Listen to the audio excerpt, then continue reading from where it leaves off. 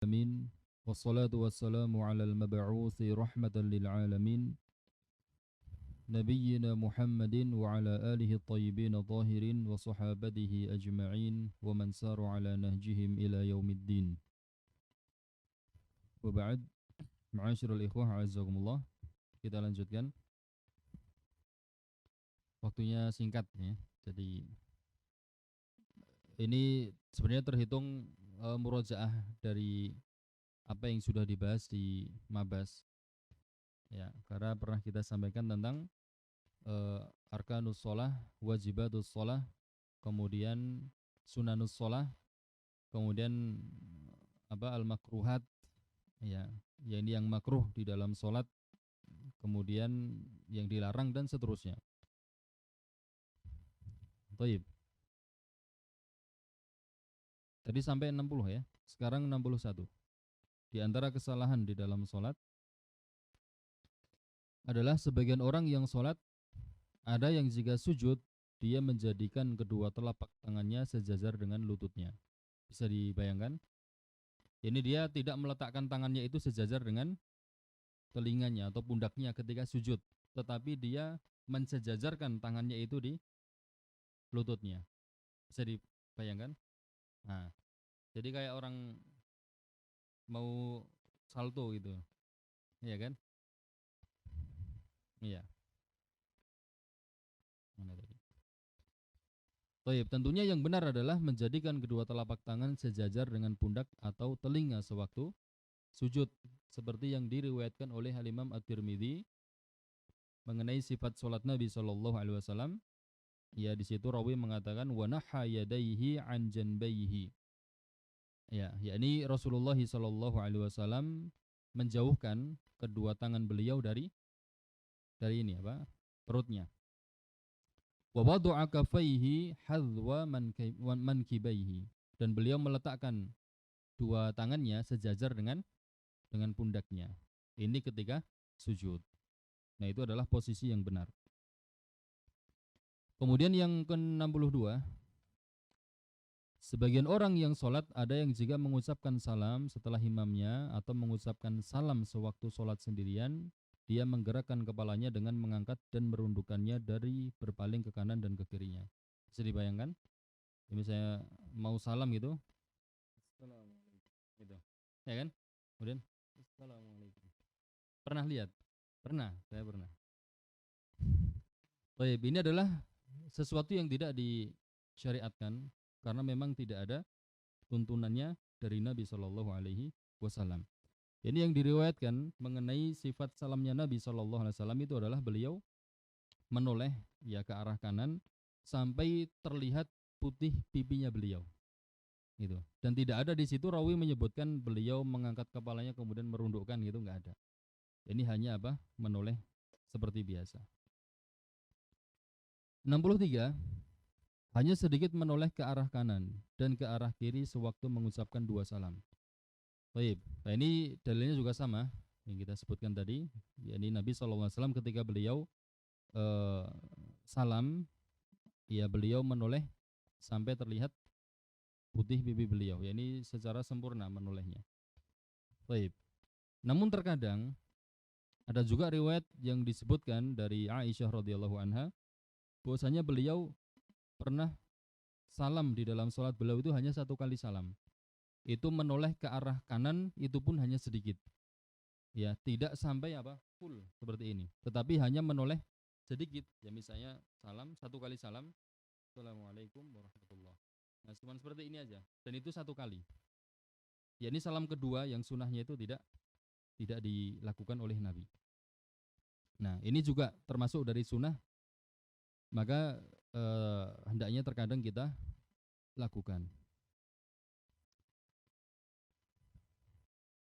Baik, kemudian yang ke-64. Duduk di atas kedua tumit atau bahasa istilahnya apa?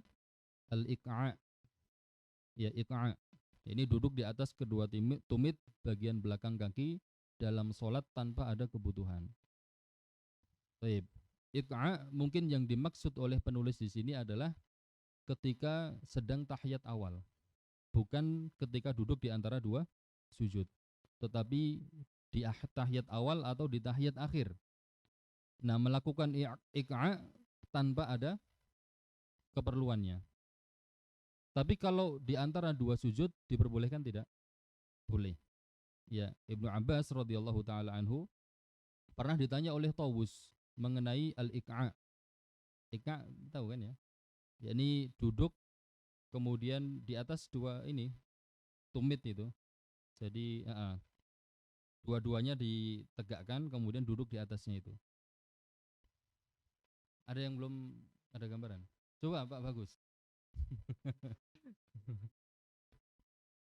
Ya seperti itu. Udah seperti itu ya.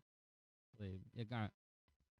Nah, ketika Ibnu Abbas radhiyallahu anhuma ditanya oleh Tawus tentang iqa, maka Ibnu Abbas mengatakan sunnah. Itu adalah sunnah. Kemudian Tawus menimpali, ya itu ini secara bahasa kita menurut kami adalah termasuk adab atau cara duduk yang tidak baik. Maka kemudian Ibnu Abbas kembali mengatakan bal hiya sunnatu nabiyikum. Ya, bahkan itu adalah sunnahnya nabi kalian. Nah, itu. Jadi kalau untuk tahiyat awal, tahiyat akhir, maka duduk dengan iqa itu tidak dibenarkan. Ya. Kecuali kalau memang ada hajatnya, ada keperluannya. Ya, misalnya dia mendapati tempat dia sholat itu panas. Jadi kalau diletakkan kakinya itu panas sehingga dia harus seperti itu. Nah, ini boleh. 65. Meletakkan salah satu kaki di atas kaki yang lainnya sewaktu duduk di antara dua sujud dan tasyahud sebagai ganti duduk iftirashi dan tawaruk. Pak Bagus. Pak Bagus lagi. Nah, ini bisa dibayangkan seperti ini.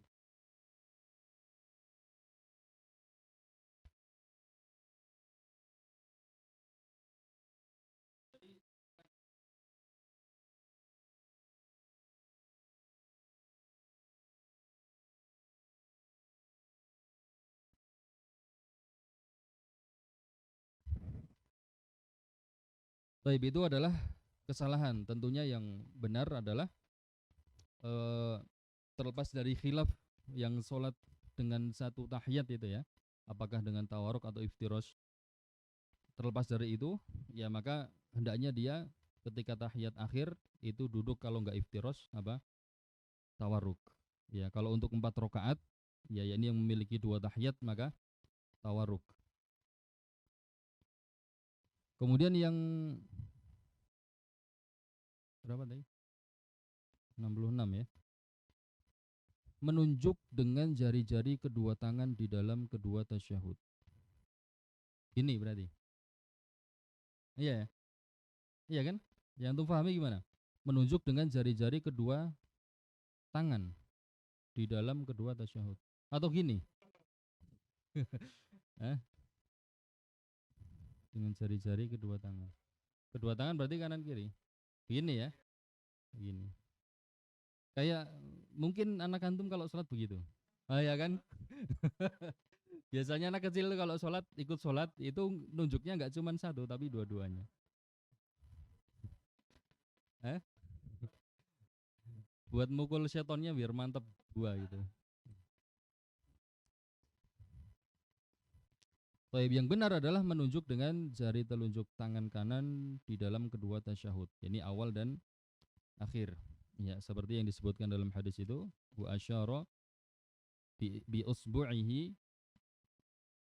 Ya, jadi Rasulullah sallallahu alaihi wasallam mengisyaratkan dengan jarinya. Kemudian wa yuharrikuha yad'u biha, nanti ada lanjutannya dan ada pembahasannya di sini. Beliau menggerakkan kemudian berdoa dengannya.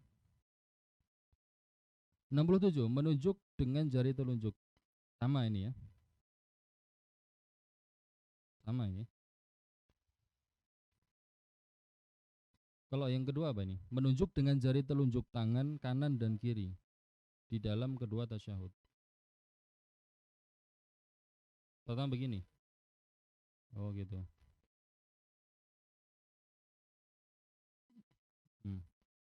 Berarti menunjuk dengan jari-jari kedua tangan. Berarti gini, ini nunjuk semua ini. Oh gitu. Yang berikutnya ini. Oh ya. Masya Allah, aneh-aneh ini. Baik, lanjut, masih sama ya. 68. Sebagian orang yang sholat ada yang tidak menunjuk dan tidak menggerakkan jari telunjuk tangan kanannya di dalam kedua tasyahud. Kalau ini sebaliknya, yakni dia tidak memberikan isyarat ya dengan jari telunjuknya. Kemudian juga disebutkan di sini dan juga tidak menggerakkan. Nah, ini juga terlepas dari khilaf apakah menggerakkan atau tidak ya jari telunjuk ketika tasyahud. Ini dulu pernah kita bahas di kajian apa? Mabas itu. Taib yang benar adalah menunjuk dengan jari telunjuk tangan kanan dan menggerakkannya di dalam kedua tasyahud. Ya, menggerakkan ini seperti dulu yang kita sampaikan itu adalah tambahan dari seorang rawi yang sikoh.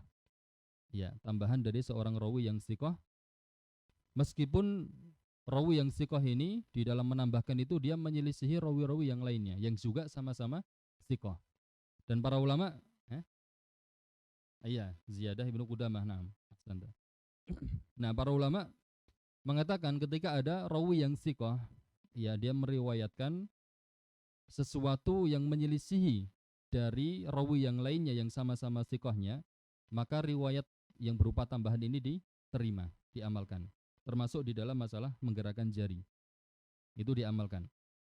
Ya, maka diperbolehkan antum misalnya mau tasyahud kemudian menggerakkan jari, ya dengan mengamalkan hadis dari Ziyadah Ibnu Qudamah ini diperbolehkan. Kalau tidak juga tidak mengapa.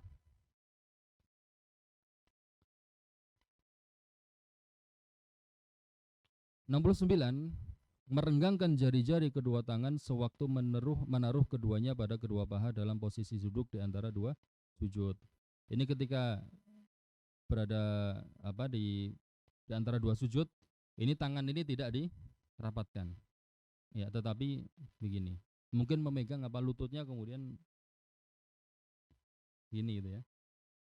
Lutut maksudnya, ini anak gambarkan lutut bukan siku. Misalnya megang lutut seperti itu. Nah, yang sahih adalah dengan merapatkannya. Berbeda ketika dalam kondisi ruko. Kalau dalam kondisi ruko maka disebutkan Nabi itu wa farraja asabi'ahu, yakni Rasulullah sallallahu alaihi wasallam itu merenggangkan jari-jarinya.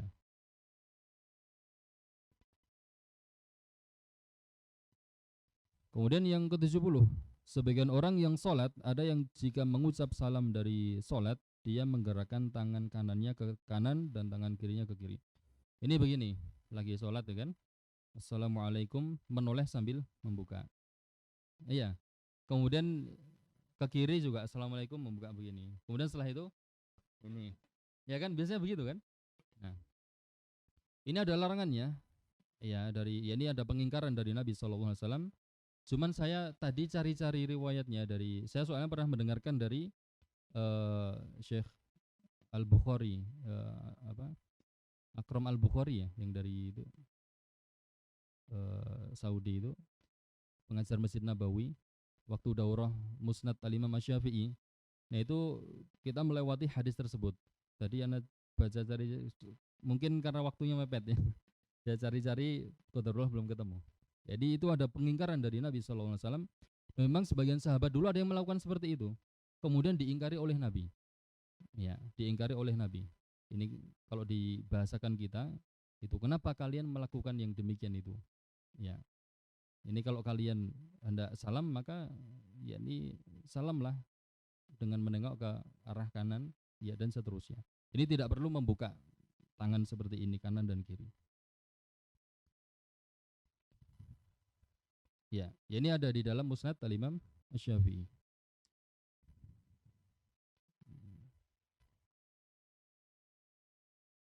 Baik. 71. Memandang ke tempat sujud sewaktu tasyahud. Nah, ini yang disunahkan adalah melihat ke arah jari telunjuk. Ya, seperti yang disebutkan oleh Aisyah tadi, wa rama bi basarihi ilaiha. Ya, Rasulullah SAW mengarahkan pandangannya itu ke jarinya. 72, di antara yang perlu diperhatikan adalah bahwa ada sebagian orang yang sholat di dalam Masjidil Haram yang apabila imam mengucap salam yang pertama dari sholat fardu atau di tengah-tengahnya, mereka langsung pergi untuk mencium Hajar Aswad. Ini rebutan ya. Ya, yakni dia pengen apa? Pengen mencium Hajar Aswad. Ini berlaku untuk yang di sana tentunya ya. Jadi mungkin imam baru salam yang pertama, ya assalamualaikum warahmatullah. Nah itu langsung dia salam langsung lari, gitu. Jadi tidak apa?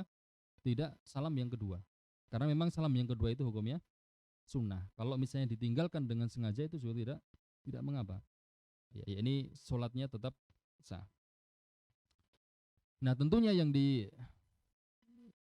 sunahkan di dalam masalah ini adalah mengikuti imam sampai selesai, ya sampai selesai salam, kemudian setelah itu diikuti dengan zikir yang masyru' yang disyaratkan dari Nabi Shallallahu Alaihi Wasallam.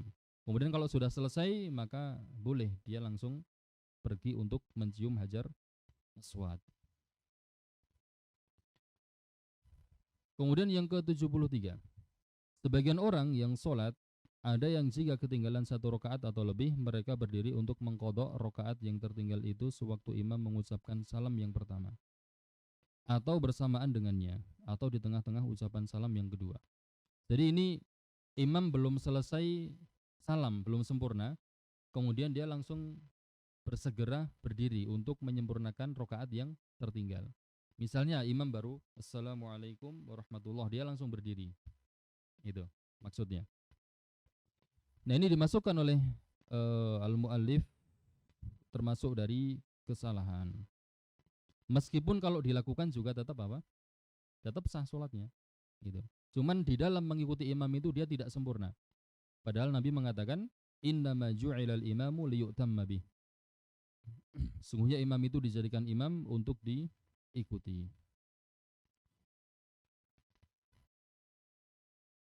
Kemudian yang ke-74, tidak mengeraskan zikir-zikir yang masyru' setelah sholat fardu. Baik. Mengeraskan di sini yakni sebatas yang didengar oleh dirinya sendiri. Ini tidak perlu dikeraskan, ya dikeraskan, dikencangkan, karena itu akan mengganggu yang lainnya. Cukup misalnya dia setelah selesai sholat kemudian langsung astagfirullah, astagfirullah, astagfirullah. Kan cukup. Ini kan terdengar juga itu kan. Astagfirullah, astagfirullah, astagfirullah. Tidak perlu kencang-kencang seperti yang antum saksikan di masjid itu, apalagi dengan menggunakan speaker.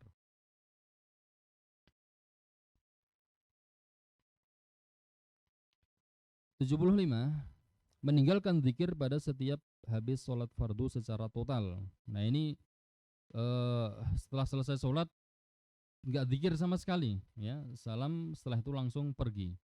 Ya pergi itu juga dia di dalam jalannya itu tidak berusaha untuk zikir. Kalau misalnya langsung pergi tetapi dia berusaha untuk zikir nggak apa-apa. Kalau memang ada kebutuhan, maksudnya ada hajat yang mendesak misalnya. Ya, jadi setelah selesai sholat, ya salam langsung dia pergi sambil berzikir. Astagfirullah, astagfirullah, astagfirullah. Nggak apa-apa. Kalau memang ada hajat yang memang harus segera diselesaikan.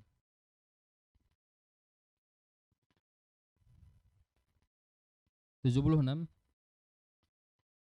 Menggunakan alat tasbih sebagai ganti jari-jari tangan sewaktu membaca tasbih setelah selesai sholat fardu.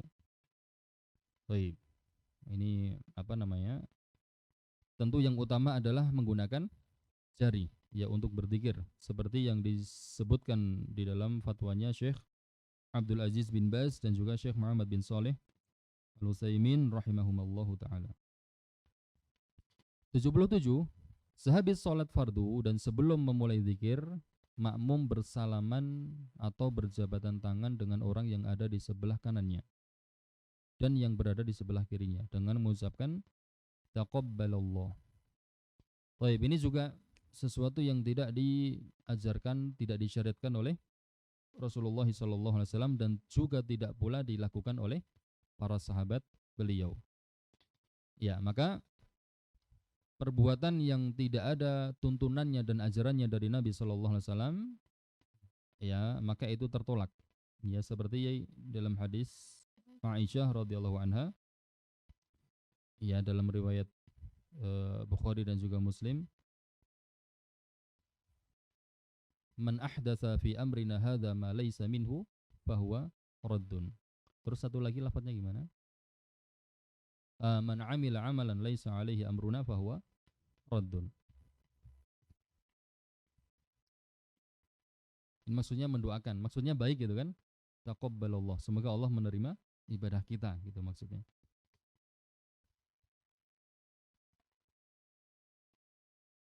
Apakah berarti tidak boleh salaman sama sekali? Hah? Boleh, ya kan? Boleh. Ini yang dilarang di sini adalah ketika itu diyakini sebagai satu rangkaian ibadah di dalam sholat berjamaah. Itu. Kemudian mengharuskan seperti itu. Jadi kalau nggak salam nggak afdol, gitu kan? Nggak salam nggak afdol.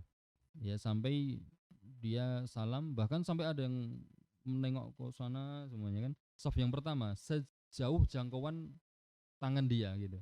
Semuanya disalami, kemudian ke kiri. Kemudian setelah itu di belakangnya lagi. Ya. Terus, baik.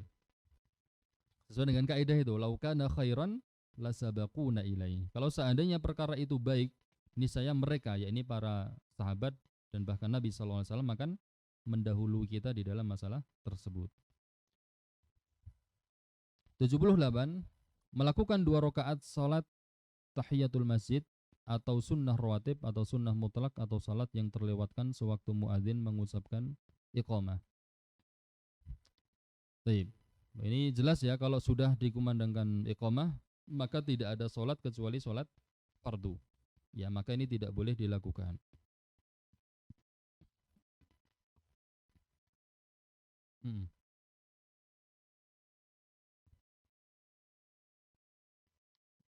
Iya. Kalau itu disempurnakan, diselesaikan. Bahkan misalnya baru bangkit atau dari rukuk ya misalnya, sudah qomat, itu kan masih memungkinkan untuk diselesaikan dan dia bisa mendapatkan takbiratul ihram bersama imam. Ya ini dicepatkan. Ya, dibaca dengan cepat doanya. Itu disempurnakan. Tapi kalau kiranya tidak bisa, ya kiranya tidak bisa diselesaikan, kemudian akan tertinggal takbiratul ihram bersama imam, maka dibatalkan. Ya.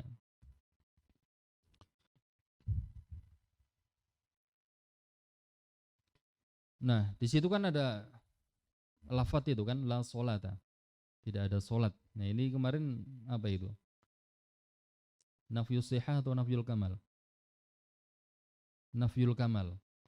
Bukan nafyus sihah. Jadi kalau antum mengerjakan solat tetap seperti itu, solatnya sah, yang antum kerjakan itu sah sebagai solat sunnah, tetapi tidak sempurna. Ya, tidak sempurna. Yaitu di situ dibawa kepada makna nafyu al-kamal. Ya. Kalau nafyu dzat tidak. Ya, kemudian nafyu sihah juga tidak. Dibawa kepada nafyu al-kamal. 79. Duduk di akhir shaf atau di tengah-tengahnya dan meninggalkan shaf yang pertama. Ya, duduk di akhir shaf atau di tengah-tengahnya dan meninggalkan shaf yang pertama. Ini di antara kesalahan. Tentunya yang lebih utama adalah ketika dia datang ke masjid kemudian mendapati shaf yang di depan itu masih kosong, maka hendaknya dia menempati shaf yang kosong dan tidak membentuk shaf kecuali setelah shaf yang pertama itu penuh. Ya. Itu. Dan shaf yang pertama itu memiliki pahala yang besar, ya, sampai Nabi sallallahu alaihi wasallam mengatakan, "Lau ya'lamuna ma fis shaffil awwal lastahamu." Kalau seandainya mereka itu mengetahui ganjaran atau pahala yang terdapat pada shaf yang pertama, niscaya mereka akan melakukan undian. Kalau seandainya tahu ya, kalau misalnya ini kita tahu pahala yang Allah berikan untuk orang-orang yang sholat di shaf pertama, itu pasti kita akan mengundi, rebutan. Duh, saya duluan. Yaudah ayo, humpimpah. Yaudah, humpimpah. Gitu. Sampai gitu akan dilakukan. Ya, lastahamu kata Nabi. Niscaya mereka akan melakukan undian. Tapi karena itu kalau imam jelas ya pahalanya lebih besar insya Allah. Ya. Itu sayangnya kita tidak tahu ya apa yang Allah berikan ya pahala kepada orang-orang yang sholat di saf pertama itu kita tidak mengetahui sehingga jangankan untuk diundi ya tidak ya jadi nggak rebutan nggak apa-apa itu malah kita merelakan untuk orang lain monggo mas maju kalau di masjid-masjid kan begitu kan ada soft kosong itu mereka malah silahkan silahkan harusnya rebutan saya dulu saya dulu nah nggak mau di soft pertama takut suruh jadi imam nah. Baik. Yang ke-80, langsung melakukan sholat sunnah rawatib sehabis sholat duhur, maghrib, dan isya setelah imam mengucapkan salam. Nah ini berarti dia tidak zikir. Ya, ini termasuk dari kekurangan. Meskipun sholatnya itu ya sah. Sholatnya sah. Kemudian ke-81, sebagian orang yang sholat ada yang menuju ke tembok atau tiang untuk sholat di sebelahnya, untuk kemudian duduk sambil bersandar kepada hingga dikumandangkan iqamah meskipun tembok atau tiang tersebut berada jauh dari shaf yang pertama padahal orang yang bersandar itu sudah datang sejak awal waktu. Ini nggak tahu keutamaan shaf pertama.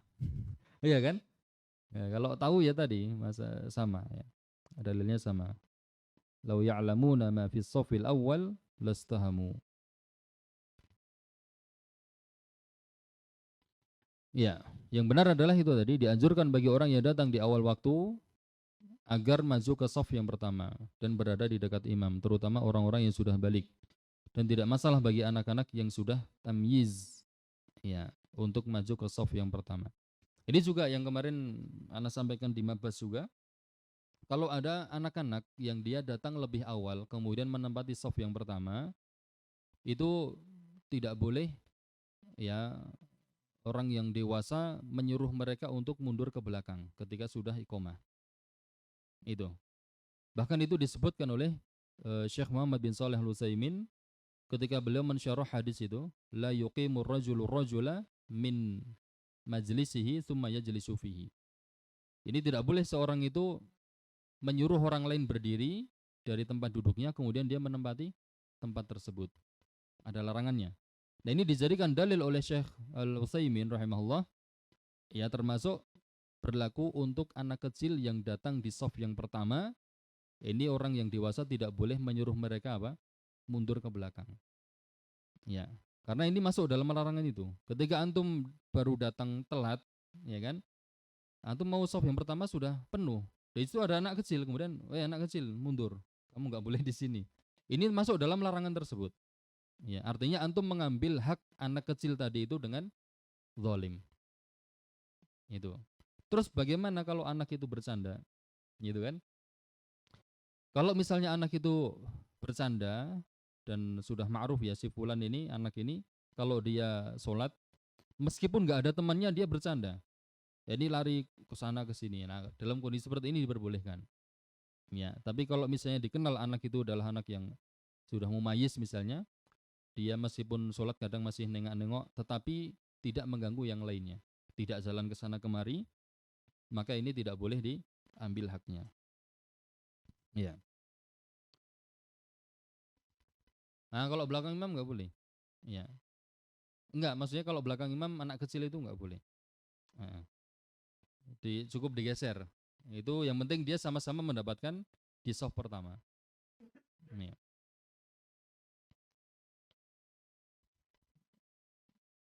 Kalau di belakang imam pas tidak. Ya. Misalnya agak geser ke kiri berapa orang misalnya 2 atau 3 boleh. Yang penting jangan dimundur ke belakang. Tukeran. Bisa kan? Tukeran. Oh ya, tafadhol. Gimana?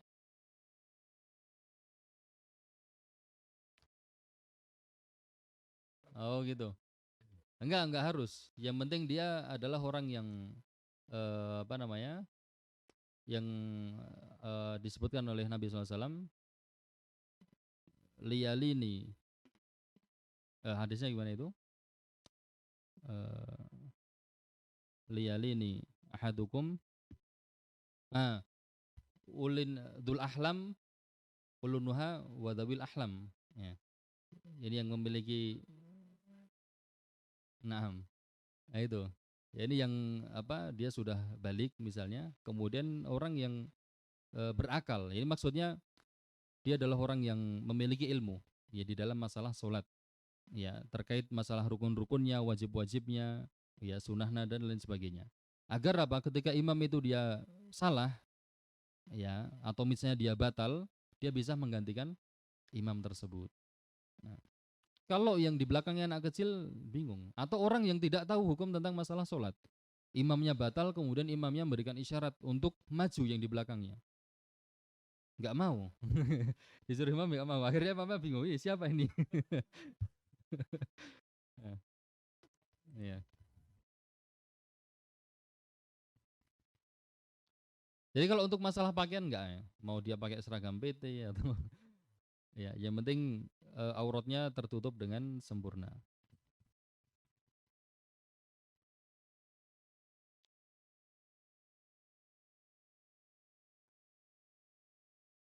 82 ya. Sebagian orang yang sholat dan khususnya para pekerja ada yang memakai pakaian yang tidak bersih sehingga bisa mengganggu jamaah sholat yang lainnya. Seperti menempel padanya minyak, lemak, debu dan yang lainnya. Baik, tentunya untuk orang yang mau sholat itu hendaknya membersihkan pakaiannya, ya karena Allah Azza wa Jalla berfirman, "Wathiyabaka fatahhir," dan pakaianmu maka bersihkanlah. Nah, jadi sebelum sholat itu diperhatikan pakaiannya. Terus bagaimana kalau dia itu seorang karyawan misalnya yang bekerja mungkin di dalam pekerjaannya itu dia bergelut dengan oli ya, kemudian apa lagi? Ya, cat misalnya macam-macam. Nah, tentu ini kalau digunakan untuk sholat, ya pasti akan mengganggu yang lain, ya. Dan sesuatu yang mengganggu di dalam sholat itu harusnya dihilangkan. Nabi SAW saja melarang untuk orang-orang yang memakan bawang, ya. Ini man akala eh, min hadhihi syajarah al-muntinah fala yaqrabanna musallana. Barang siapa yang memakan dari pohon yang bau ini, maksudnya adalah bawang putih dan sejenisnya, maka janganlah dia mendekati tempat sholat kami. Itu kan dilarang. Ini masuk pula di dalam masalah pakaian. Kalau misalnya orang itu pakaiannya adalah pakaian yang bau minyak, bau oli dan lain sebagainya, maka hendaknya diganti. Dia pekerja itu harus mempersiapkan baju untuk sholat dan itu bisa, ya bisa kan? Ya mudah, ya bisa, bisa. Ya jengkol, ya pete, kemudian apa lagi? Perokok misalnya, boleh. Daun bawang sama, ya. Daun bawang itu juga termasuk. Pokoknya makanan-makanan yang menimbulkan bau yang tidak enak, ya itu setelah seorang makan dari makanan itu, dia harus menghilangkan baunya dulu. Ya, apa?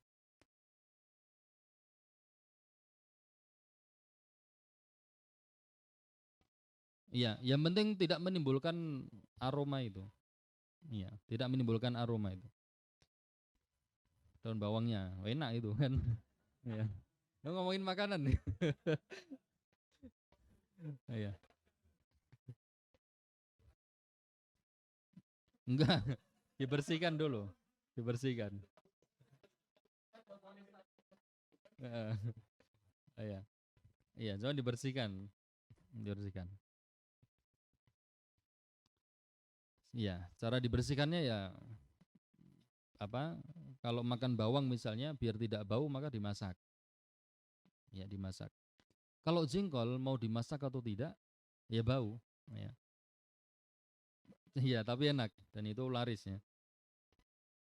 Jengkol aja kalau tidak dikupas itu, misalnya ada orang dari pasar belanja jengkol itu kan, antum berada di belakangnya itu aromanya Mantap loh, semeriwing. Itu belum dikupas ya. Apalagi kalau misalnya dibelah jadi dua itu. Wah. Dan buat lalapan mentah. Antum meniup dari sini ke arah Pak itu itu akan kecium itu. Ya, niup itu ada itu bisa kecium itu. Ya.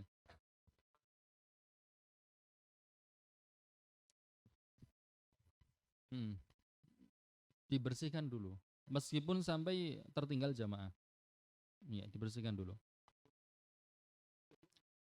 Karena apa? Dalam hadis disebutkan itu karena malaikat itu terganggu mimma yata'adza bihinnas, seperti manusia yang terganggu dengannya.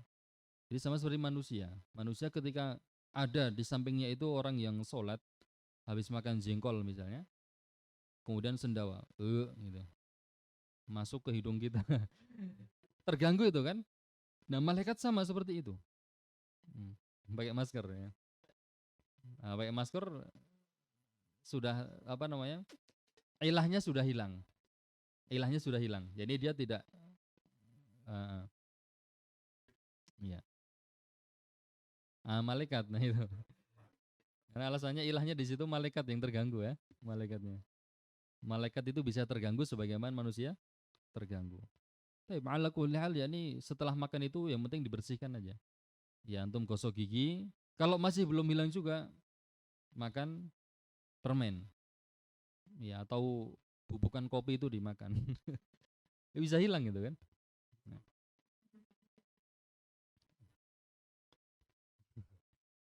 nah,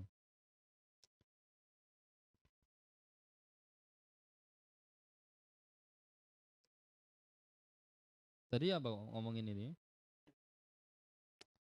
Pakaian ya tadi ya. Nah, pakaian. Jadi dalam masalah makanan saja itu diperintahkan Nabi agar apa? Tidak mengganggu yang lain apalagi masalah pakaian.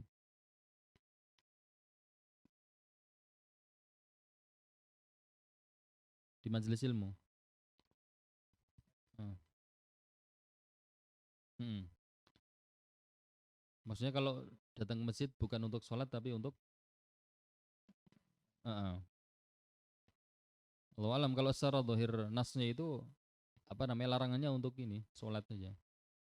Karena ketika seorang membaca bacaan Al-Quran di dalam sholat itu malaikat akan mendekat bahkan sampai meletakkan mulutnya di mulut kita, ya kan? Sehingga apa yang kita baca dari Al-Quran itu akan memasuk ke jaufnya malaikat. Itu. Nah, itu.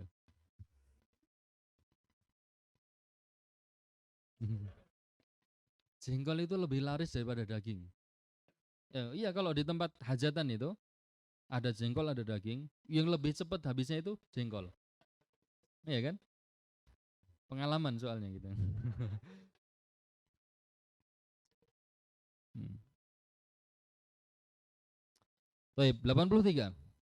Sebagian orang yang sholat, ada yang jika masuk masjid dia langsung duduk tanpa melakukan tahiyatul masjid terlebih dahulu. Baik, tahiyatul masjid ini sebagian ulama yakni ada yang mengatakan wajib ya, tetapi yang sahih adalah dia adalah sunnah muakkadah. Nabi SAW mengatakan, "Idza dakhala ahadukumul masjida ya fala yajlis hatta yarka'a raka'ataini." Apabila salah seorang dari kalian masuk masjid, maka janganlah dia duduk sampai dia sholat 2 rakaat. 84. Tergesa-gesa melaksanakan sholat dan mematuk ketika bersujud, seperti patukan burung, gagak. Baik itu dalam sholat sunnah maupun sholat fardu. Khususnya fenomena yang bisa Anda lihat dari sebagian orang yang sholat sewaktu ketinggalan rakaat dari imam. Maka mereka pun menyempurnakannya secara tergesa-gesa. Yakni orang yang ketinggalan ya, yang imam kemudian salam dia masih belum selesai. Yakni masih ada rakaat yang tertinggal. Ini terkadang memang ada yang tergesa-gesa sehingga sujudnya itu tidak sempurna seperti burung gagak yang mematuk. Yakni cedul-cedul gitu. Cepat. Ini tidak tumak ninah. Yang wajib adalah tumak ninah. Ya, seperti yang Nabi SAW sebutkan kepada orang yang sholatnya jelek. Ya, itu Nabi SAW ajarkan ya dari awal kemudian sampai melewati ya tsummarka hatta tatma'inna raki'an. Kemudian tsummarfa hatta tatma'inna hatta ta'tadila qa'iman. Kemudian tsummasjud hatta tatma'inna sajidan dan seterusnya. Ini menunjukkan tumaninah itu adalah rukun dari solat. Meninggalkan sunnah rawatib atau tidak memeliharanya. Baik. Ini sunnah rawatib ini harus diperhatikan. Kemudian 86, pergi dari masjid sehabis sholat asar tanpa ada hajat atau keperluan yang mendorong hal itu. Sewaktu imam mulai membaca satu bab dari bab ilmu atau di tengah-tengah membacanya. Atau sewaktu mendengarkan nasihat yang baik atau mau'idhah atau di tengah-tengah mendengarkannya. Ini untuk misalnya ada setelah sholat itu terkadang imam memberikan mau'idhah, memberikan nasihat.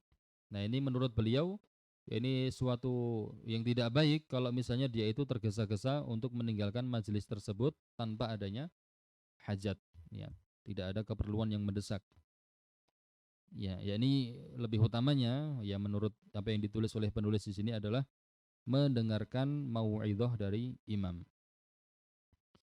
87, sebagian orang ada yang membawa makanan ke masjid untuk dimakan. Sholat raweh ini ya. Lalu akibatnya muncul bau yang bisa mengganggu jamaah sholat lainnya, di samping juga kotoran yang menempel pada sajadah atau yang sejenisnya. Ini membawa bekal ke ke masjid. Kalau untuk sholat rawatib, ini sholat fardu apa? Sholat fardu, sepertinya nggak ada ya. Ada nggak antum yang pergi ke masjid bawa roti gitu? Nggak ada kan? Kalau taraweh mungkin ya, taraweh mungkin ya. Tapi kalau untuk sholat fardu tidak ada. Nah kalau misalnya memang harus membawa makanan ke masjid karena dia memiliki penyakit lambung misalnya, kalau telat makan sedikit nggak ngemil kumat, gitu kan? Berarti dia harus membawa. Maka dia harus memperhatikan kebersihan. Ya, kemudian berusaha membawa makanan itu di tempat yang tertutup, yang tidak mengganggu orang yang sedang sholat. Ya, kalau bawanya durian gimana? Ditutup tetap bau nggak? Bau. Ya. Berarti jangan bawa durian. Dan juga jangan membawa jengkol. Jengkol lagi.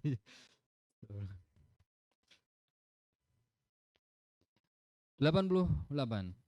Sholat dengan memakai pakaian yang transparan, ya, yang tembus pandang, yang terlihat bagian dalamnya. Apalagi jika orang yang sholat itu memakai celana pendek yang tidak sampai menutup aurat secara penuh. Taib, di antara syarat sahnya sholat itu adalah menutup aurat. Ya, seperti yang dulu kita bahas. Jadi kalau dia sholat memakai pakaian yang tipis, yang tembus pandang, sampai kulitnya itu bisa terlihat ini kulitnya putih, ini kulitnya hitam, ini ada tai lalatnya misalnya. Wadah, misalnya begitu ya. Maka ini berarti dia belum memenuhi syarat sholat. Ya. Berarti kalau dia tetap nekat sholat, sholatnya tidak sah. 89, tidak memperhatikan celana panjang sewaktu melaksanakan sholat, dan hal itu bisa menyebabkan terbukanya celana itu dan keluar atau terlihatnya aurat. Nah ini untuk yang kerja di PT biasanya, ya, yang di PT biasanya memakai seragamnya mungkin ngepas, ya, seragamnya ngepas, sehingga kalau dipakai untuk sholat, ketika dia ruku atau sujud itu akan terbuka bagian belakangnya. Ini auratnya terbuka, karena auratnya laki-laki itu antara pusar sampai lutut. Nah kalau misalnya bajunya pendek kemudian dia sujud, afan ya, nggak pakai kaos dalam, itu celana dalamnya akan kelihatan biasanya. Oh, iya, iya, sampai ada belahannya itu. Ya itu sering kita lihat seperti itu. Iya, ada belahannya itu kan. Itu sampai terlihat loh. Ya. Kadang ada yang celana dalamnya sudah robek gitu. Loh, itu benar, Anda pernah apa? Menyaksikan. Iya. Iya. Enggak, kita jadi sholat itu kan jadi enggak khusyuk. Ini celana begini masih dipakai gitu.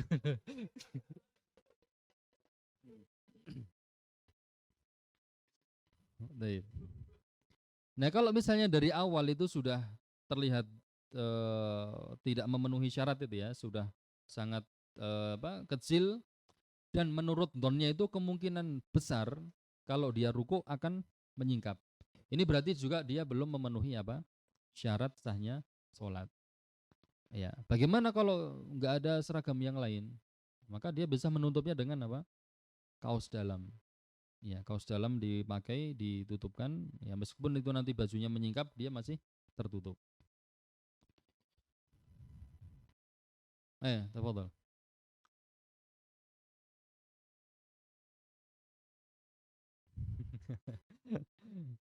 Itu. Hmm. Pesannya untuk kehati-hatian ya dalam masalah ini, tidak sholat berjamaah dengan dia. Ini nunggu sampai dia selesai. Kalau di PT kan wajar itu, kloter-kloteran itu kan. Nah, antum cari setelah itu. Ya, syukur-syukur antum yang jadi imam. Gitu. Karena sudah belajar di Mabas.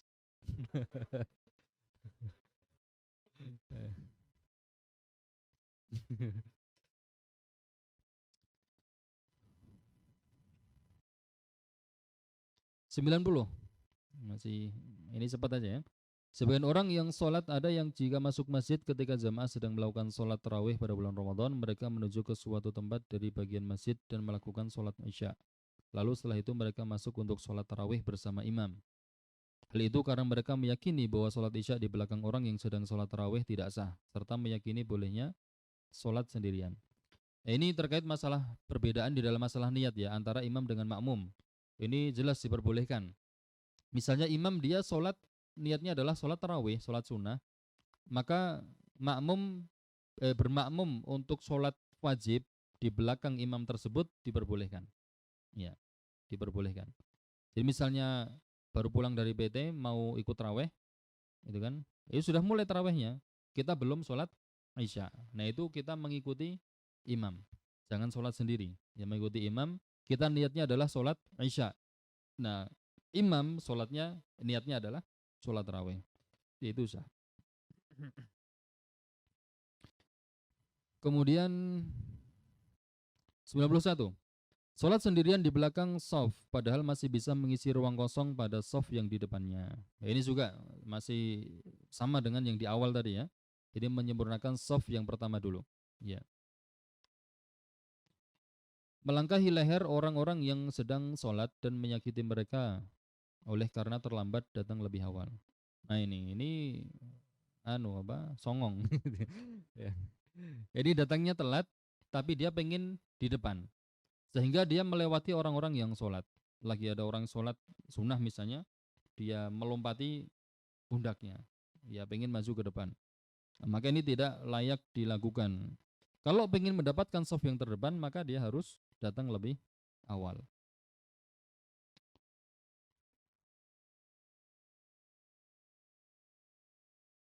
Sembilan puluh tiga, sholat tanpa memakai pembatas atau sutroh, baik itu sholat sunnah ataupun sholat fardu, meskipun boleh meninggalkannya.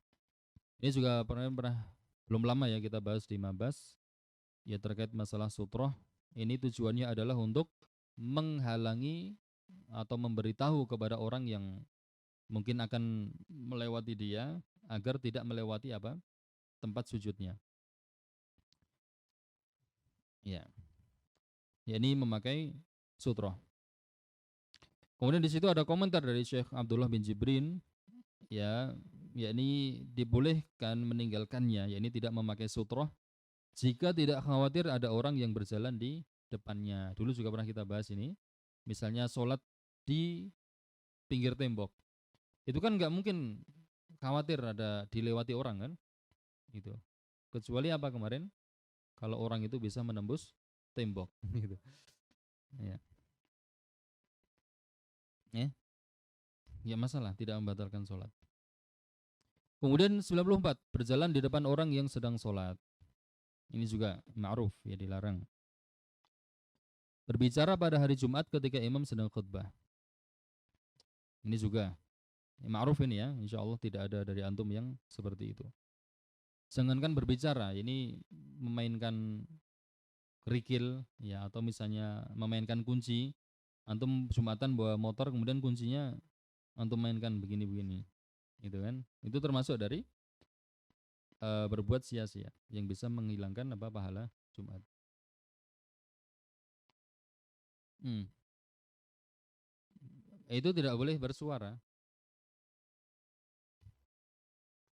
Pakai isyarat nggak ngeh, antum pegang orangnya, ya kan?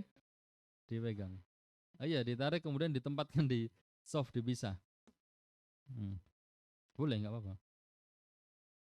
Karena ada itu hajatnya. 96, sewaktu sholat jenazah, di sholat jenazah ini diperhatikan bahwa kerabat mayit khususnya juga teman-temannya dan para tangganya berbaris di sebelah kanan imam dan terkadang berbaris sebelah kanan dan kirinya. Padahal masih ada tempat yang cukup luas di dalam masjid. Ini terkait masalah sholat jenazah ya. Tentunya dalam sholat jenazah atau sholat yang lainnya, makmum itu berada di belakang imam. Kecuali kalau tempatnya itu tidak cukup, ya tidak muat. Misalnya seperti di sini misalnya. Ini kalau apa sholat semuanya nggak cukup, ya maka ini boleh sejajar dengan imam, ya berdiri di samping imam, kanan atau kirinya. Mana tadi? 97. Jika orang yang sholat masuk masjid untuk menunaikan sholat Jumat, ketika muadzin sedang mengumandangkan adzan yang kedua, maka dia menunggu hingga sang muadzin selesai, lalu melakukan sholat tahiyatul masjid. Ini di antara kesalahan. Yang lebih utama adalah dia tidak menunggu adzan selesai, tetapi langsung sholat, ya kemudian agar bisa mendengarkan khutbah apa dari khotib. Disebutkan di sini karena mendengarkan khutbah itu hukumnya wajib, sedangkan mengikuti adzan atau menjawab adzan itu hukumnya sunnah. 98. Sebagian orang yang masih ditahan oleh Allah karena sakit, seperti pingsan atau menjalani operasi dan lain sebagainya, ketinggalan beberapa sholat fardu. Jika Allah Azza wa Jalla telah memberikan kesembuhan, maka mereka melakukan semua sholat fardu yang terlewatkan itu pada waktunya. Ini misalnya terlewat duhur, maka nanti menggantinya itu besok waktu duhur. Terlewat ngasar, menggantinya besok ketika asar. Nah ini adalah termasuk dari kesalahan. Harusnya bagaimana? Orang yang pingsan atau sedang operasi kemudian dibius itu dan terlewat beberapa waktu sholat, maka hendaknya dia mengkodoknya ketika sudah sadar. Ya, jadi tidak menunggu waktu besok eh, duhur sesuai dengan duhur, kemudian asar sesuai dengan asar seperti itu. Ya, belum apa? Belum dapat dia ya. Hmm. Itu nggak perlu diganti, nggak perlu diganti. Cukup bertobat kepada Allah. Iya. Kalau ganti emang itu bisa? Nggak bisa ya? Nggak bisa. Nggak perlu diganti. Misalnya ada orang yang sebelumnya, ini dia belum mendapatkan hidayah, masih nakal gitu kan. Dia meninggalkan sholat ya selama 3 tahun misalnya. KTP-nya Islam, tetapi dia nggak sholat. Gitu. Kemudian ketika dia mendapatkan hidayah, kemudian sadar, bertobat, ini jelas tidak perlu mengganti sholat yang 3 tahun itu. Ya. Hmm.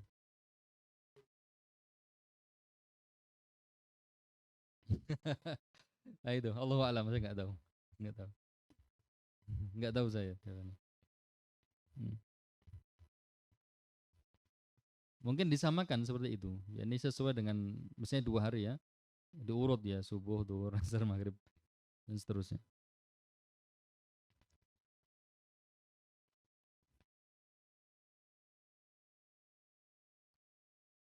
99 ya. Menandai tempat dalam masjid ya dengan memasang sejadah dan sejenisnya. Kemudian keluar dari masjid menuju rumah atau pekerjaan atau tempat makan atau aktivitas pasar. Kemudian kembali lagi ke tempat yang telah ditaruh sejadah. Ini mengkafling soft. Ya. Jadi pengen dapat tempat yang depan itu masang sajadah dulu. Nah, kemudian ditinggal apa? Pulang ya atau ditinggal kerja misalnya. Tapi ini termasuk dari kesalahan katanya. Ya. Tentunya apa? Harusnya tidak seperti itu. Ya, ketika dia menempati atau datang kemudian menempati tempat yang pertama, kemudian kalau misalnya ada hajat, ya ini sebentar untuk dia tinggalkan, itu boleh. Misalnya dia sudah mendapati shaf yang pertama, kemudian masang sajadah di situ, dan setelah itu dia pengen ke kamar mandi. Ini boleh seperti itu. Karena apa? Hanya sebentar. Dan nanti kalau misalnya ada orang yang menempati tempatnya itu, dia boleh mengusirnya. Karena yang pertama itu lebih berhak.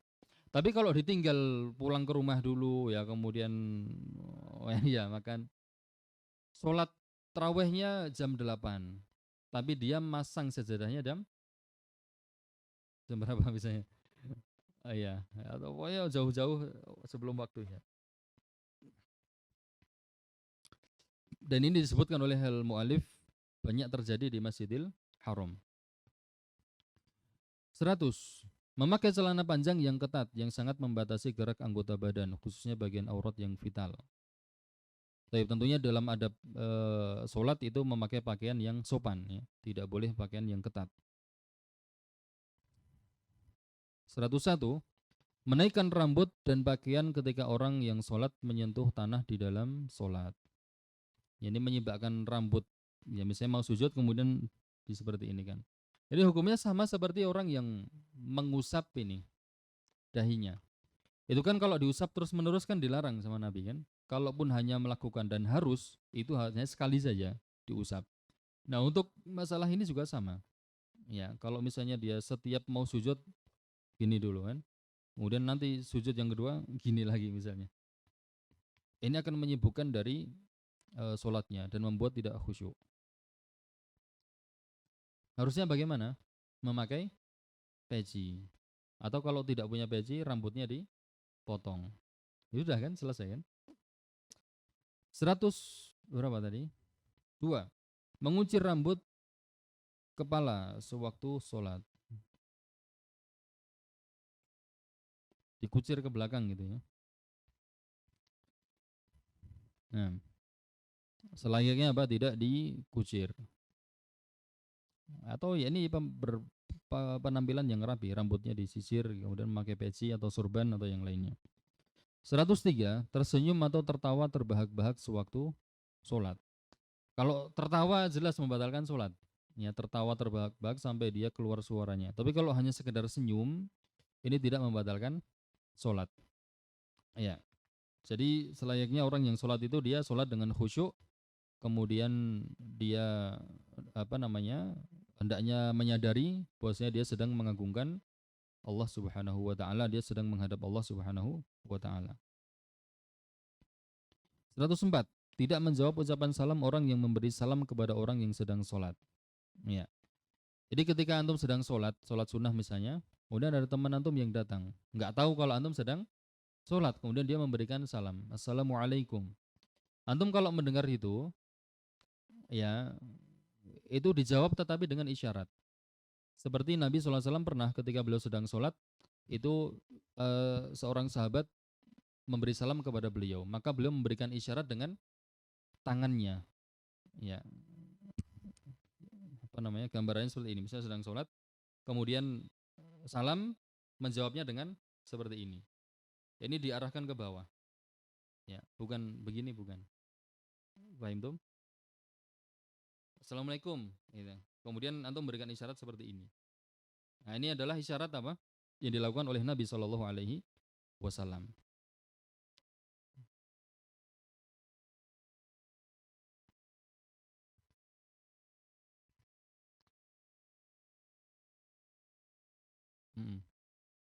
Iya.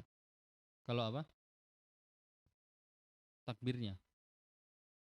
Oh, misalnya salam dari luar, gitu kan? Untuk memberitahu dia sedang sholat. Ya nggak apa-apa, dikeraskan 1 kali cukup, misalnya Allahu Akbar. Yang akan mengetahui, oh ini sedang sholat.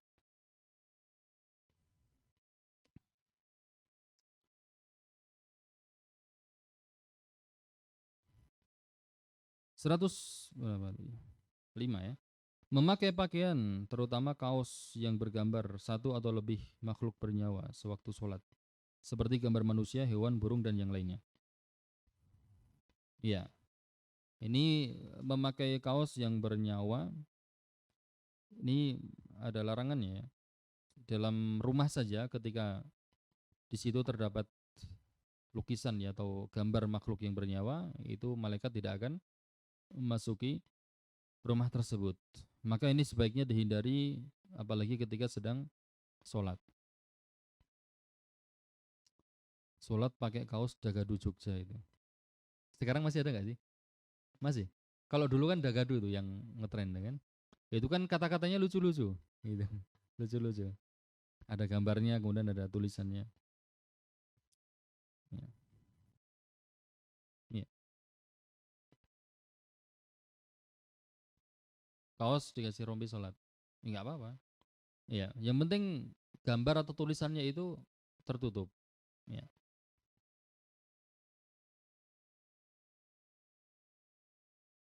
Hmm. Antum mau pakai itu?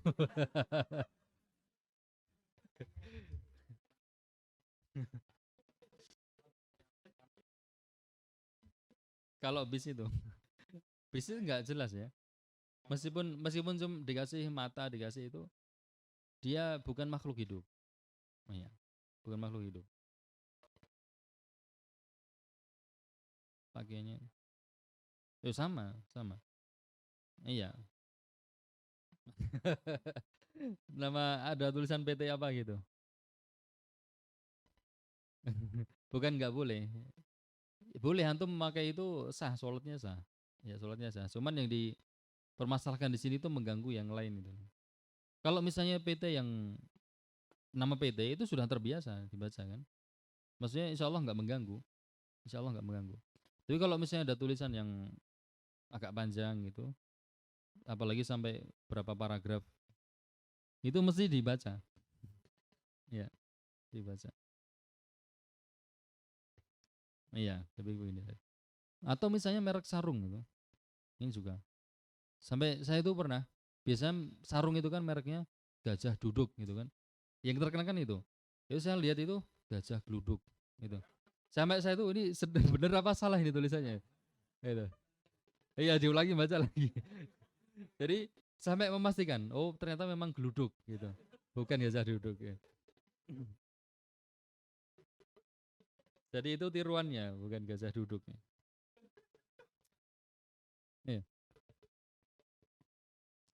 Iya, akhwat itu ada larangan apa secara khusus malahan eh, apa namanya? Salat itu dengan menguncir rambutnya atau di apa konde, di apa namanya? Sanggul, sanggul.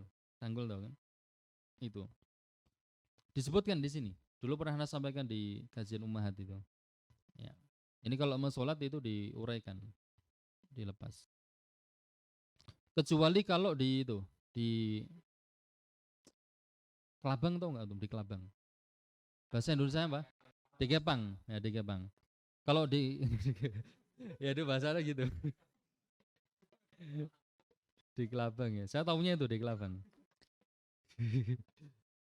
Kelabang itu binatang gitu lah. Iya. Cuman di kampung saya namanya begitu kalau di itu.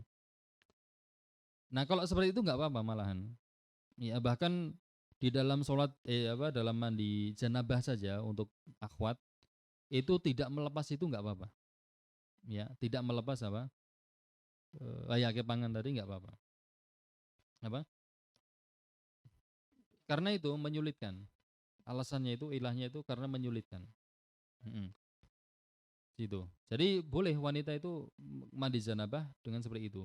Tapi kalau untuk zaman sekarang kayaknya nggak mungkin. Kalau zaman dulu itu dilakukan. Ya, ditanyakan oleh Ummu Salamah kepada Nabi, maka Nabi mengatakan ini tidak perlu dicopot, ini cukup mengguyurkan apa dari atas sampai bawah kemudian di sela-sela seperti ini. Itu cukup.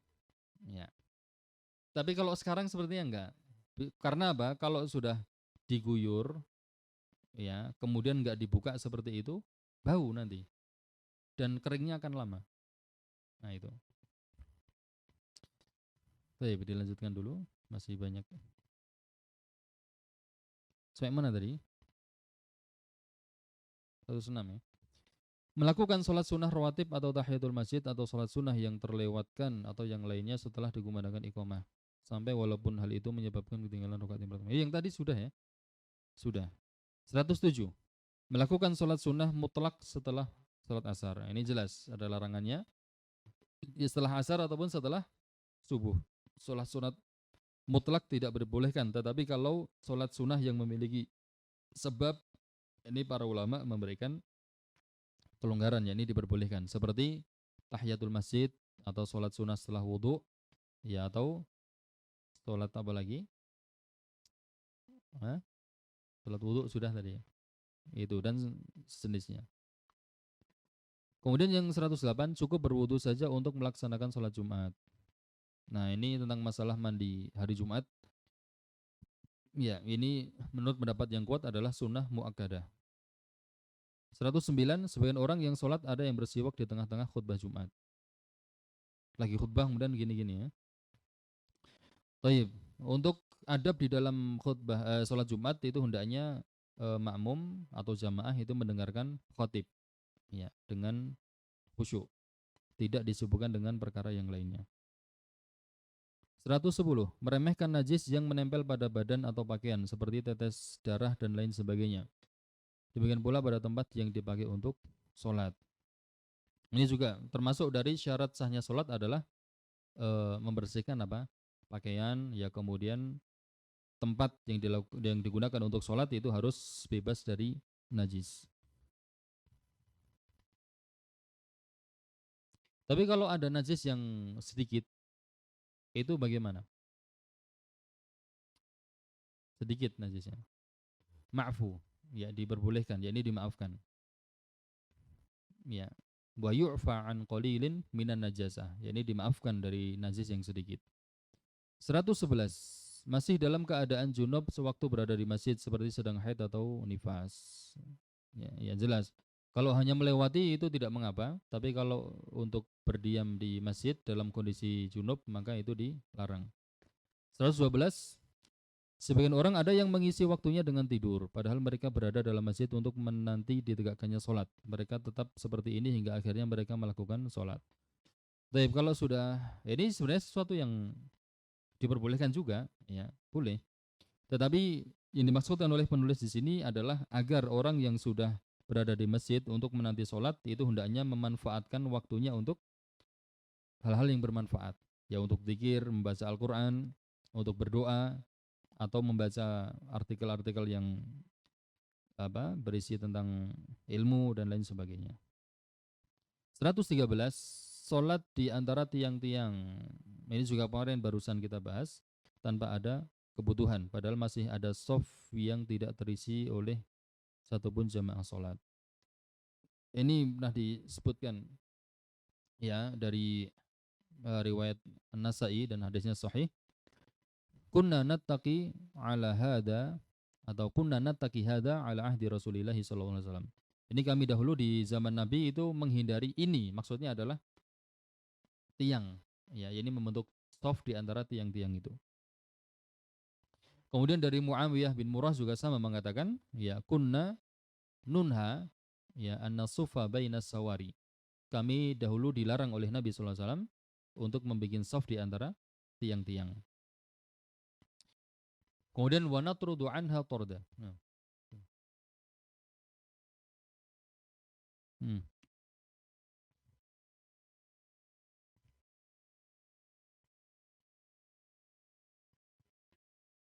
Hmm.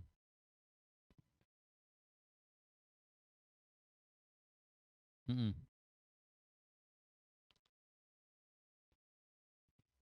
Oh begitu. Iya. Hmm. Ada tiang gitu ya. Misalnya soft 1, 2 itu enggak ada tiangnya. Terus soft ketiga ada. Oh gitu. Terus kita datang sendirian. Nah itu mulai dari soft yang mana? Ya gitu. Nah ini. Jadi itu disolat di masjid ini ya. Baik, kalau seperti itu antum boleh eh, karena antum memulai di situ yang pertama, antum memulai di soft yang berikutnya, yang kelima berarti ya. Dimulai dari soft yang kelima. Gitu. Hah?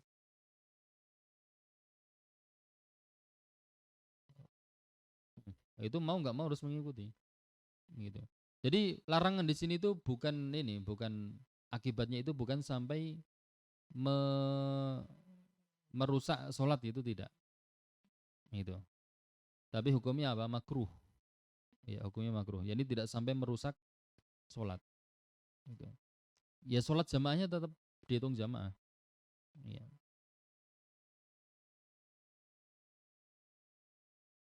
Hmm. Hmm. Penuh diperbolehkan. Tentunya yang lebih utama itu langsung ikut sholat. Iya, langsung sholat. Iya. Misalnya antum di situ sudah ada orang yang mendahului. Nah, iya, lebih baiknya begitu. Nanti kalau nunggu nggak ada jamahnya gimana?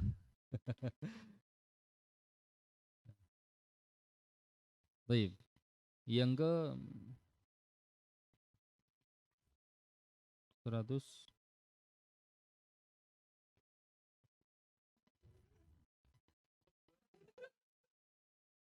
ya. Menoleh ke belakang sewaktu sholat tanpa ada kebutuhan. Ini juga dilarang dan itu disebutkan oleh Nabi SAW sebagai ikhtilas, yakni curian dari syaitan. Dulu pernah kita bahas ini ya, kalau misalnya ada keperluan maka diperbolehkan. Misalnya ada kekhawatiran kalau harta kita itu diambil orang. Misalnya antum sholat, kemudian motor antum diparkir di sana, antum menghadapnya ke sana misalnya. Gitu. Kemudian itu kayak ada orang mencurigakan misalnya, antum boleh melihat ke orang tersebut. Ya, karena ada apa? Hajat. Tapi kalau tidak ada maka tidak diperbolehkan. Atau bahkan bukan hanya menoleh ke sini, ke miring ya, tetapi misalnya menoleh ke sana diperbolehkan. Ya. Jadi dulu pernah Anda sampaikan ada kejadian di Masjid Kompas itu. Kompas antum nggak tahu ya? Kompas tahu kan? Kompas. Itu ada yang sholat, kemudian di sop pertama. Nah itu meskipun pandangan matanya ke sana, tapi bisa ngelihat nih loh, ada gerakan-gerakan di sini. Nah motornya dia itu ditaruh di situ, kemudian diambil oleh orang. Dia cuman batin itu kok kayaknya motor saya gitu. Maksudnya orang itu ngambil motor saya gitu. Dia nggak berusaha untuk nengok begini. Ya sudah akhirnya dibawa kabur. Gitu. Padahal diperbolehkan ya. Nah, ya ini apalagi menengok hanya sedikit itu sudah kelihatan diperbolehkan. Hah? Dibatalkan ya, ya nggak apa-apa. Nah, misalnya dia tahu, motornya dicuri, boleh dia batalkan. Yang ke-15, menekuk jemari kedua tangan hingga keluar suara pada waktu sholat. Misalnya mau bangkit dari sujud, nah gitu kan, letak misalnya.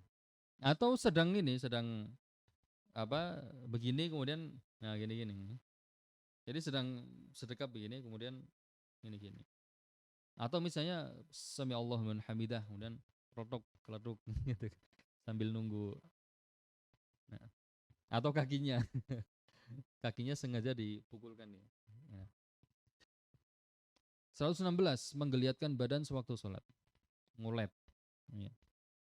Ini juga sebaiknya dihindari. 117 mengedipkan mata kepada seorang sewaktu sholat atau menjulurkan lidah dan lain sebagainya.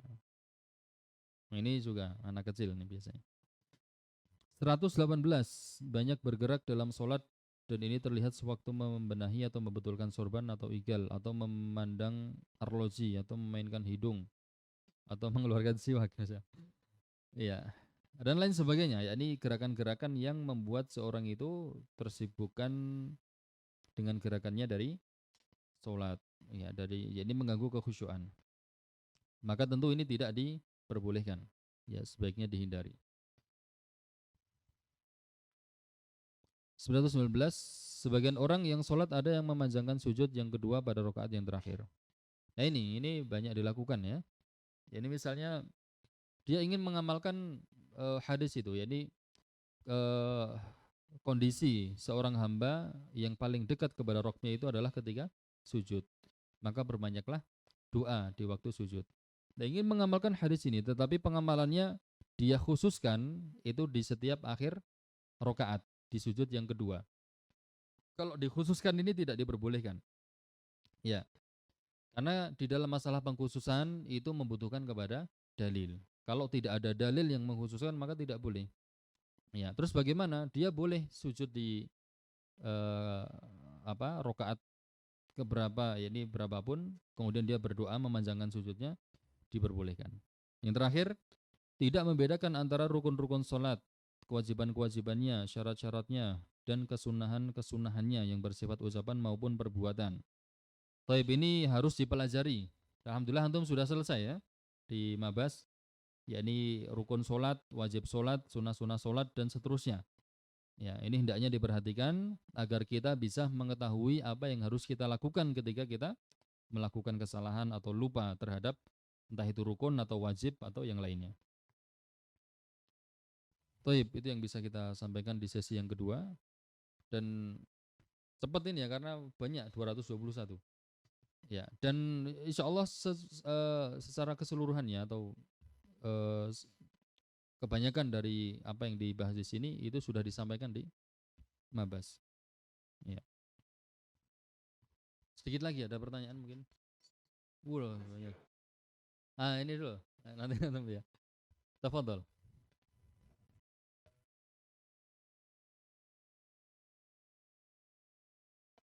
Hmm. Ya.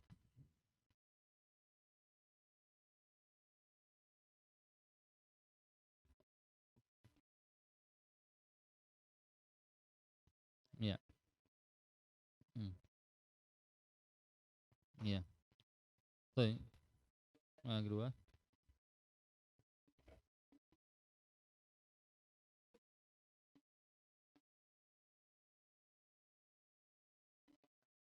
Hmm.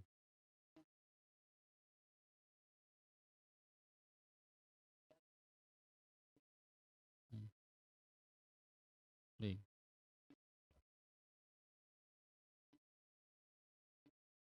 Hmm. Ya. Itu aja. Baik. Yang pertama mengenai masalah bacaan imam ya dalam baca surat Al-Fatihah kurang bagus misalnya. Banyak kesalahan. Seperti tadi misalnya membaca an'amta menjadi an'amtu dan seterusnya. Kalau misalnya ada masjid lain, maka disarankan mencari masjid yang lain. Kalau memang imam rawatibnya seperti itu, gitu. Dia mencari masjid yang lain, kemudian sholat di situ. Tapi kalau misalnya tidak memungkinkan, atau misalnya kalau dia mencari masjid yang lain akan menimbulkan fitnah yang lebih besar, akan dituduh macam-macam misalnya, oh ini LDII misalnya, atau yang lain. Biasanya kan gitu kan. Maka dia tetap di situ dan sholatnya insya Allah sah. Ya, karena dia nanti setelah itu dia membaca Al-Fatihah sendiri. Ya. Jadi setelah dia selesai membaca Al-Fatihah, itu baca Al-Fatihah. Gitu. Dan sholatnya sah insya Allah. Kemudian yang kedua, masalah mengikuti imam. Mengikuti imam itu sifatnya muqayyad, bukan mutlak. Kalau mutlak itu artinya gerakan imam apapun harus diikuti. Nah, tetapi dalam masalah sholat ini, mengikuti imam itu sifatnya adalah muqayyad. Ya, muqayyad. Jadi tidak mutlak. Artinya, yakni mengikuti imam itu tidak dalam setiap semua gerakan. Misalnya ada perbedaan tadi. Imam berpendapat bahwasanya setelah i'tidal itu tangannya sedekap, tidak irsal. Ya, tidak dilepaskan begini. Itu. Nah, ini kan sedangkan makmum memiliki pendapat yang lain. Ya, yakni apa? Dilepaskan begini. Nah, ini dia boleh tidak mengikuti dalam masalah itu. Itu. Kemudian juga di dalam masalah menggerakkan jari. Ya, menggerakkan jari. Itu juga misalnya imam berpendapat menggerakkan jari atau mengamalkan yang itu, kemudian makmum tidak, ini tidak perlu diikuti. Itu. Kemudian juga di dalam masalah duduk tahiyat akhir untuk sholat subuh misalnya. Apakah dia duduknya iftirosh atau tawaruk? Ini juga tidak perlu diikuti. Artinya mengikuti imam di sini sifatnya adalah muqayyad. Ya, bukan secara mutlak. Seperti itu. Bahkan sebagian seperti Ustadz Abdul Hakim itu juga membahas ini di dalam masalah mengikuti imam dalam hukum mengikuti imam yang melakukan kunut subuh. Siapa dulu? Antum dulu aja. Hmm.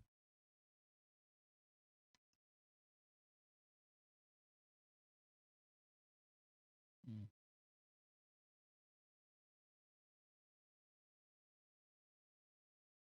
Hmm.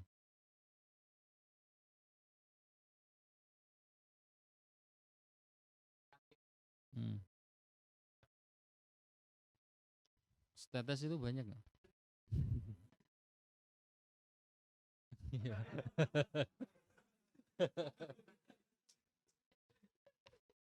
Ya, kalau tetes di situ termasuk banyak, Pak. Banyak. Yang dimaksudkan kolil itu misalnya itu. Ya, ini ada apa ya?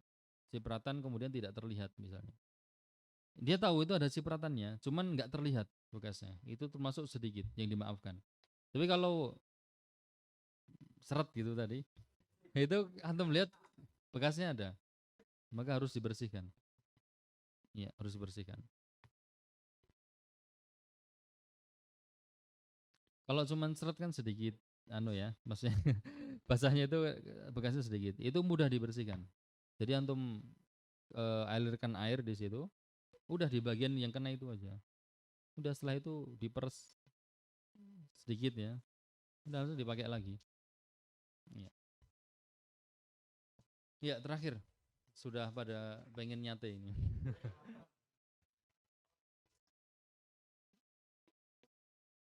Hmm.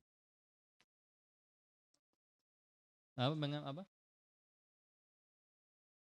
Hmm. Hmm.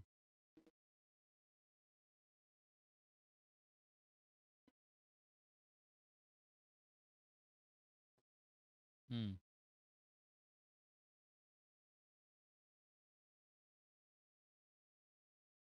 Termasuk softnya terputus. Apa? Nah, harusnya bagaimana gitu ya. Baik. Itu menjadi ini juga harus diperhatikan ya untuk orang tua yang memiliki anak yang belum bisa diatur seperti itu, sebaiknya tidak dibawa ke masjid. Ya, sebaiknya tidak dibawa ke masjid, tetapi dilatih terlebih dahulu di rumah. Bukan berarti ini ya, apa namanya, melarang itu, karena memang ada kemaslahatan yang harus diraih di situ dalam sholat berjamaah. Kalau jadi dibandingkan kemaslahatan yang diraih ya oleh si bapak atau si anak itu dibandingkan dengan kemaslahatan yang akan didapatkan oleh jamaah yang banyak ketika anak itu tidak dibawa misalnya, dibandingkan maslahatnya. Itu tentu jauh lebih besar yang mana? Ketika anak yang belum bisa diam itu tidak dibawa ke masjid. Ini maslahatnya lebih besar. Ya, maslahatnya lebih besar. Nah, orang tua kalau memiliki anak yang seperti itu belum bisa diam, itu dilatih di rumah. Tetap diajari sholat, gitu kan? Tetapi untuk ke masjid nanti dulu. Ya, karena akan mengganggu apa? Yang lainnya. Kan begitu. Yang terganggu nggak cuman satu dua orang, apalagi sampai lari-larian di antara soft itu. Lari ke sana kemudian balik lagi. Nanti ada orang rukuk gujudot gitu. Ada yang begitu kan? Belum lagi Pak Kusi pakai kacamata misalnya taruh. Nanti ada yang lewat dari sana udah ketir-ketir, kok injek nih injek. Bikin nggak khusyuk seperti itu. Nah, harganya sejuta lagi. Nah,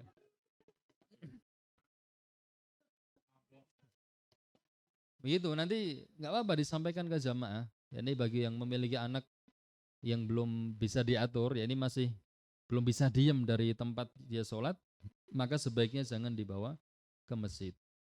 Ya,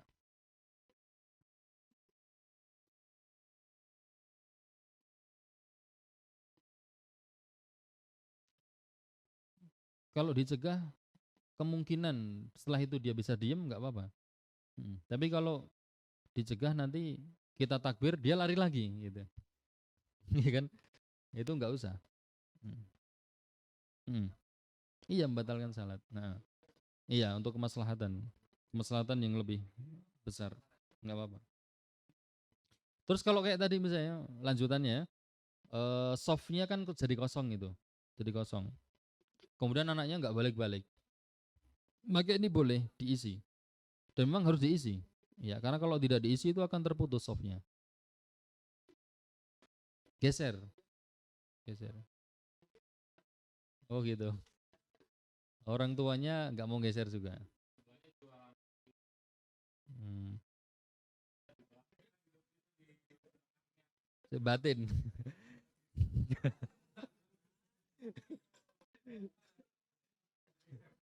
Ya. Ya sudah kalau begitu, sudah nanti lain kali dikasih tahu gitu aja. Oh gitu. Daripada nggak khusyuk ya. Nah, ini DKM nih, Pak Anwar mana Pak Anwar? Nah, antum sampaikan nggak apa-apa. Oh ya silahkan.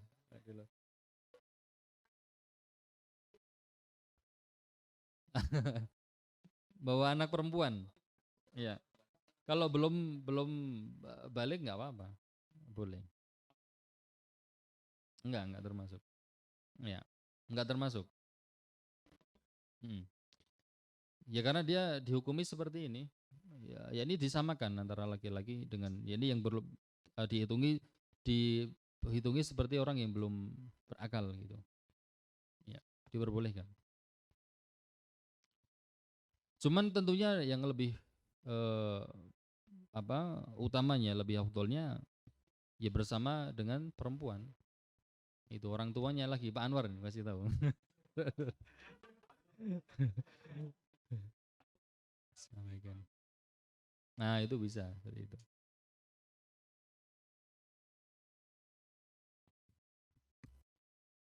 Cukup ya? Nah, itu jagungnya sudah menanti. Jadi bakar jagung enggak? Iya.